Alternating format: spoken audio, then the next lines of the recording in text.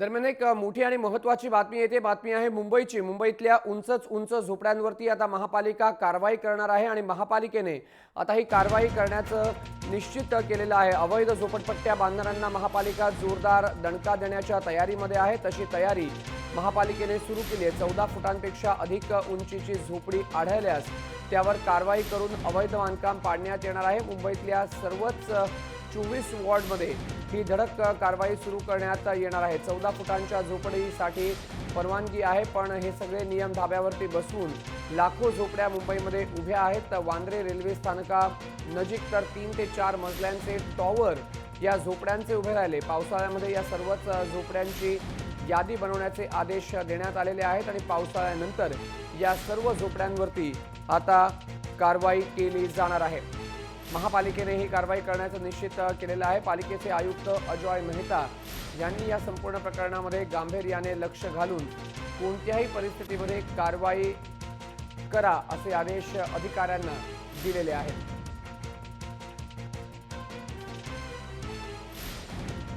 राजू सोनवणे आपला प्रतिनिधी आपल्यासोबत आहे. राजू, काय अधिक माहिती देशील?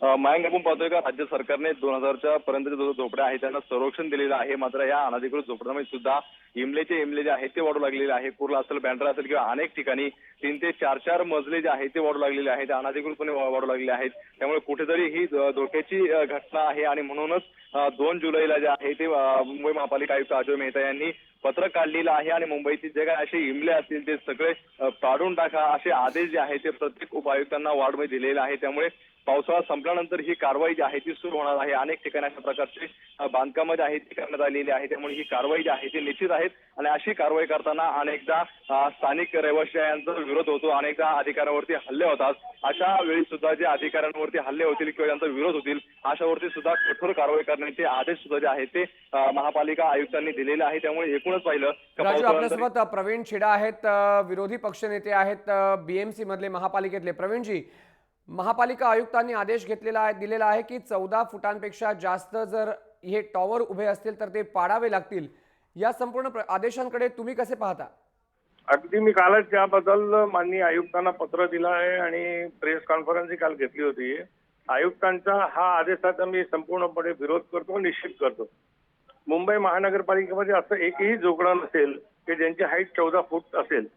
सर्व झोपडे 14 फूटच्या वरचे आहेत आणि मुंबईमध्ये एका प्रकारे घबराट पेरवण्याचं म्हणजे एका प्रकारे तंगदिली करण्याचं काम महानगरपालिकेच्या आयुक्तांनी भाजप आणि शिवसेनेच्या इशाऱ्यावरून केलेलं आहे असं मला वाटतं.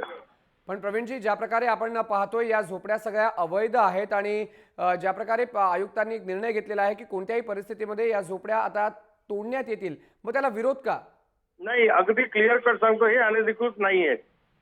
सरकारने 1/1/2000 पर्यंत सर्व झोपड्यांना मान्यता दिलेली आहे. दुसरा, अजून 8 दिवसापूर्वी महानगरपालिकेच्या स्थायी समितीमध्ये झोपडं तिथे पाणी या द्यायची भूमिका मांडलेली आहे. म्हणजे उच्च न्यायालयाने सांगितलं की सर्व झोपड्यांना पाणी द्या. एका बाजूला सर्व झोपड्यांना तुम्ही पाणी देतात, 2000 पर्यंतच्या झोपड्यांना तुम्ही मान्यता देतात आणि जर कोणी झोपड्या वाढवण्यासाठी म्हणजे वर करण्यासाठी जर कोणी परवानगी मागितली तर तुम्ही परवानगी देत नाहीये. म्हणजे पूर्ण मुंबईमध्ये 14 फूटची हाईटची परवानगी मागितली पब्लिकनी, लोकांनी झोपडपट्ट्यावर. फक्त एक झोपड्यावाला परवानगी दिली आर साऊथ मध्ये. आतापर्यंत कोणाला का परवानगी दिली नाही आपण? पण प्रवीणजी, जर आपण कुर्ला आणि बँड्रामध्ये जाऊन पाहिलं तर जवळपास 4 मजली या झोपड्या ज्या आहेत त्या बनलेल्या आहेत. या ठिकाणी जर काही झालं तर जबाबदारी कोण घेणार? अगदी मी काय म्हणतो, कुर्ला आणि बांद्रा तुम्हाला दिसते, पूर्ण मुंबई का दिसत नाहीये? पूर्ण मुंबईमध्ये मला एक झोपडा असं दाखवा की जे 14 फूटच्या खाली आहे म्हणून. माझ्या संपूर्ण मुंबईचा विषय आहे हा फक्त बांद्रा आणि कुर्ला पुरता तुम्ही मर्यादित करू नका. हे आदेश आहे ना, हे एका प्रकारे हिटलरशाही चालू आहे का माननीय आयुक्तांची, आणि त्याचा निषेध करणं आवश्यक आहे. पूर्ण मुंबईचे लाखो झोपडपट्टीवाले जाणार कुठे उद्यापासून? त्यांनी जर झोपडं तोडायची सुरुवात झाली तर याला जबाबदार कोण असणार? म्हणजे एका प्रकारे मुंबईसारख्या लोकांना वेठीस धरण्याचं काम करतोय आपण. धन्यवाद प्रवीण छेडा, तुम्ही दिलेल्या प्रतिक्रियेबद्दल. प्रवीण छेडा, विरोधी पक्षनेते, काँग्रेसचे गटनेते, आपल्यासोबत फोन लाईनवरून उपस्थित होते. महापालिका आयुक्तांच्या आदेशाला विरोध आहे. हिटलरशाही महापालिका आयुक्त करतायत. कोणत्याही 14 फुटापर्यंत झोपडीला परवानगी दिली नाही आणि आता झोपडेधारक जातील कुठे?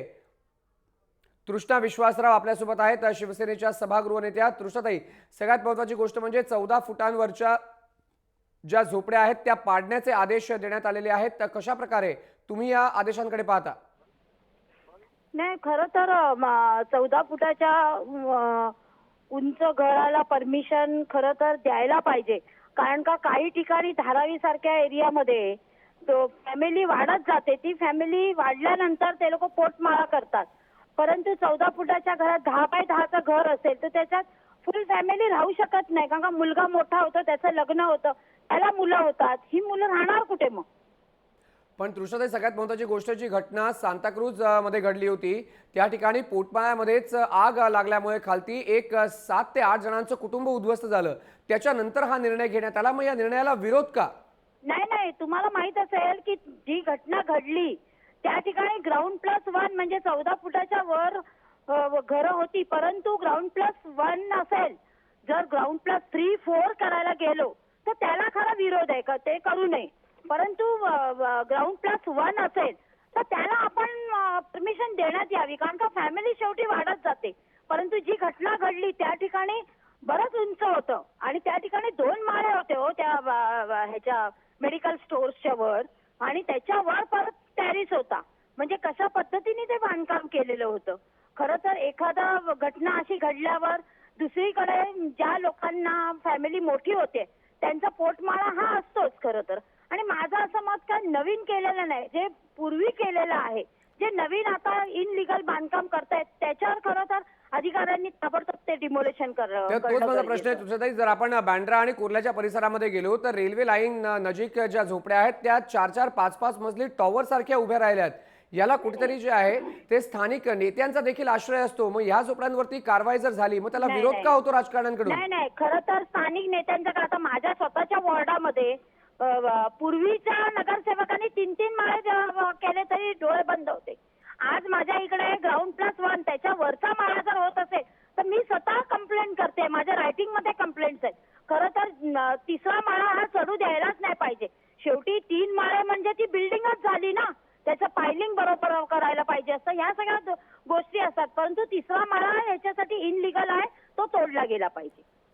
धन्यवाद तृष्णा विश्वासराव, तुम्ही दिलेल्या प्रतिक्रियेबद्दल. तृष्णा विश्वासराव सभागृहाच्या गटनेत्या, शिवसेनेच्या आपल्यासोबत फोन लाईनवरून उपस्थित होत्या. 14 फुटांच्या पर्यंत परवानगी दिली पाहिजे, ग्राउंड प्लस 1ची मात्र त्याच्यावरती परवानगी दिली जाऊ नये अशी तृष्णा विश्वासराव यांची मागणी आहे. मात्र एकंदरीतच या निर्णयाला, आयुक्तांच्या आदेशाला आता विरोध सुरू झालेला आहे.